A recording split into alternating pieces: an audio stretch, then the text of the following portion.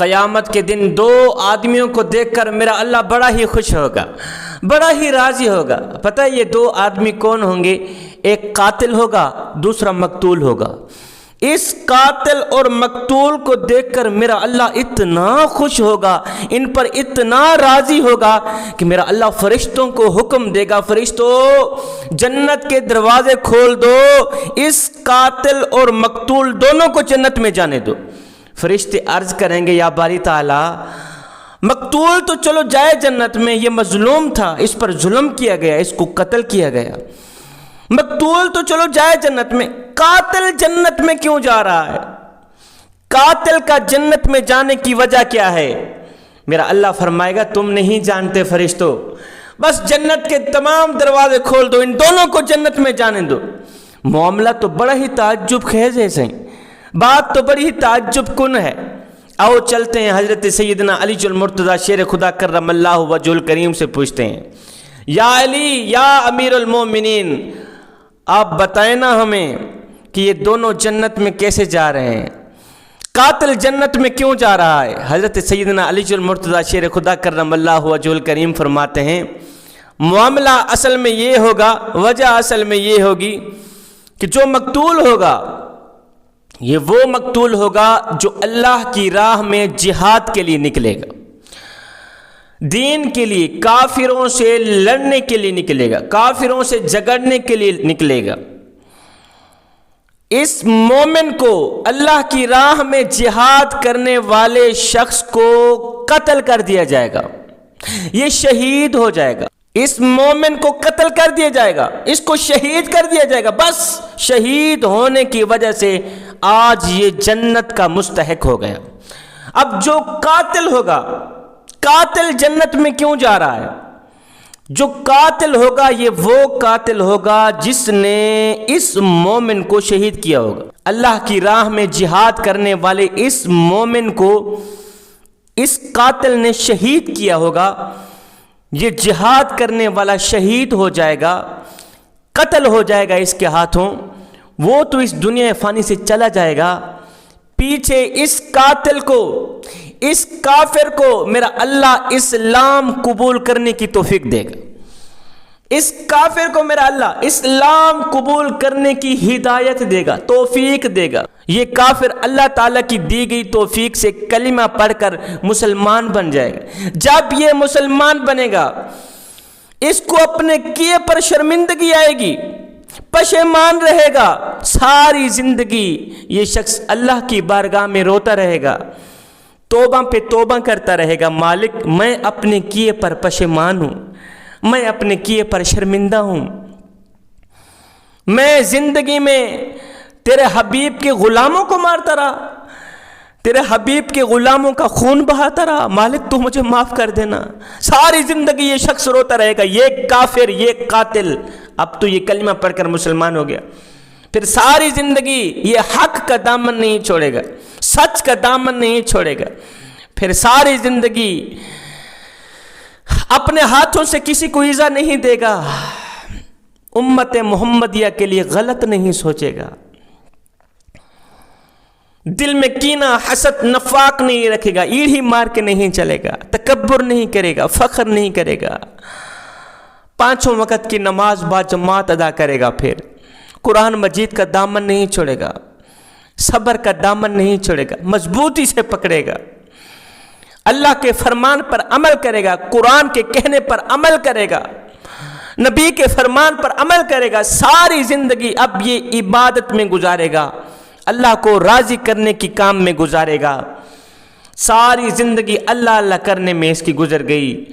جب زندگی کا سورج غروب ہوا، آدھی روح اندر تھی، آدھی روح باہر تھی، یہ شخص کلمہ پڑھتا پڑھتا فوت ہو گیا، اس کا انتقال ہو گیا۔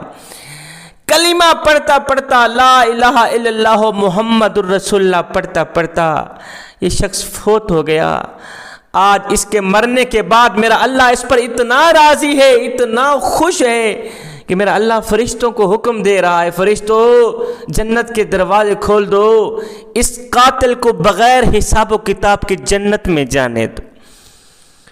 یہ اسلام قبول کرنے کی وجہ سے جنت میں جائے گا، وہ شہید ہونے کی وجہ سے جنت میں جائے گا، قاتل بھی جنت میں، مقتول بھی جنت میں۔ حضرت سیدنا علی المرتضیٰ شیر خدا کرم اللہ وجہ الکریم نے فرمایا وہ شخص جنتی ہے، وہ شخص جنتی، وہ شخص جنتی۔ پوچھا گیا یا امیر المومنین کون سا شخص جنتی ہے؟ فرمایا دنیا میں ایک چیز ایسی ہے جو حرام ہے، جو شخص اس حرام چیز کو پی جائے گا وہ جنتی ہے۔ ایک شخص کھڑا ہوا کہنے لگا حضرت یہ آپ کیا کہہ رہے ہیں؟ اللہ کے نبی نے ساری زندگی حرام کھانے اور پینے سے سختی سے منع فرمایا، شراب پینا حرام ہے۔ اللہ کے نبی نے فرمایا جو شخص شراب پیے گا قیامت کے دن جہنم میں جائے گا، اور آپ فرما رہے ہیں جو حرام پیے گا وہ جنت میں جائے گا۔ کس طرح جنت میں جائے گا؟ اللہ کے نبی نے فرمایا سود کا پیسہ کھانا حرام ہے، جو شخص سود کا پیسہ کھائے گا، حرام کھائے گا، قیامت کے دن جہنم میں جائے گا۔ اور آپ کہہ رہے ہیں جو شخص حرام پیے گا وہ جنت میں جائے گا۔ حضرت علی رضی اللہ تعالی عنہ نے اس بات کی وضاحت کرتے ہوئے فرمایا میاں، اور جس حرام چیز کے بارے میں تمہیں کہہ رہا ہوں وہ ہے تمہارا غصہ۔ اللہ کے نبی نے فرمایا جو شخص غصہ پی جائے گا قیامت کے دن وہ جنت میں جائے گا۔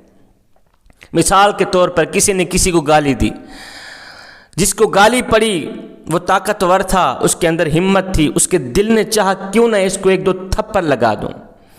وہ طاقت ہونے کے باوجود بھی اس نے اس کو کچھ نہیں کہا، طاقت ہونے کے باوجود بھی، تھپڑ مارنے کے باوجود بھی اس نے اللہ رسول کی رضا کے لیے اس کو معاف کر دیا، اپنے غصے کو پی گیا۔ میرے نبی نے فرمایا ایسے شخص کے بارے میں قیامت کا دن ہوگا، نفسا نفسی کا عالم ہوگا۔ حضرت آدم علیہ السلام سے لے کر قیامت تک جتنے لوگ پیدا ہوئے ایک میدان میں کھڑے ہوں گے، میرا اللہ فرمائے گا وہ میرا بندہ کہاں ہے جو طاقت ہونے کے باوجود بھی جس نے میرے بندے کو معاف کر دیا تھا، غصہ پی گیا تھا، وہ غصہ پی جانے والا بندہ کہاں؟ یہ دوڑ کر آئے گا مالک میں حاضر ہوں۔ میرا اللہ فرمائے گا تجھے اختیار دیتا ہوں، یہ جتنی جنتی حورین کھڑی ہیں جو تجھے پسند آئے اسے لے کے جنت میں چلا جا، تجھے اختیار دیتا ہوں۔ اب لوگ کہیں گے مالک کیا یہ کوئی نبی ہے؟ فرمایا نہیں، نبی نہیں، کوئی رسول ہے، کوئی پیغمبر ہے، صحابی ہے، غوث کتب ابدال ہے، جس کو اتنا بڑا پروٹوکول دیا جا رہا ہے، اتنا بڑا اعزاز دیا جا رہا ہے۔ فرمایا یہ کچھ بھی نہیں، آخر یہ ہے کون؟ میرا اللہ فرمائے گا یہ وہ ہے جو طاقت رکھنے کے باوجود بھی میرے بندے کو معاف کر دیتا ہے، غصہ پی جاتا ہے، میرے بندے کو تھپڑ نہیں مارتا، یہ کسی کو ایذا نہیں دیتا۔ یہ وہ ہے جو غصے کے وقت خود کو قابو میں رکھتا تھا، غصہ پی جایا کرتا تھا۔ اتنے چھوٹے سے صبر پر اتنا بڑا انعام دیا جا رہا ہے۔ میرے نبی کے پاس ایک شخص آیا، کہنے لگا آقا مجھے کوئی نصیحت ارشاد فرمائے۔ میرے نبی نے فرمایا غصہ نہ کیا کر، جب غصہ آئے تو پی جایا کر۔ دوسرے دن پھر آئے، آقا کوئی نصیحت ارشاد فرمائے، فرمایا غصہ نہ کیا کر، غصہ پی گیا کر۔ تیسرے دن پھر آئے، آقا مجھے کوئی نصیحت ارشاد فرمائے، فرمایا غصہ نہ کیا کر۔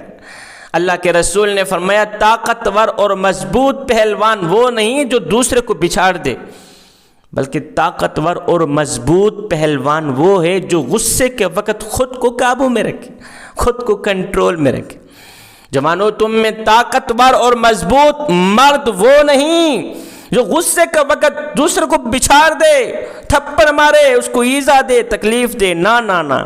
تم میں سے طاقتور اور مضبوط مرد، مضبوط انسان وہ ہے جو غصے کے وقت خود کو کنٹرول میں رکھے، غصے کے وقت کسی کو ایذا نہ دے، کسی کو تکلیف نہ دے۔